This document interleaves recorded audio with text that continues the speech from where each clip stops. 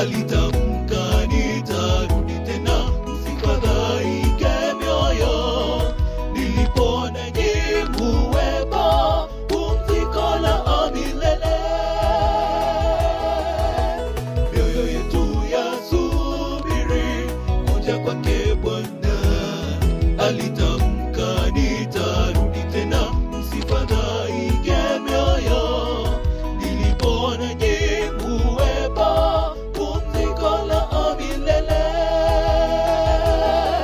Je, utayari ndugu yangu kumpokea Bwana ajapo mawinguni kuchukua wateule waliovipiga vita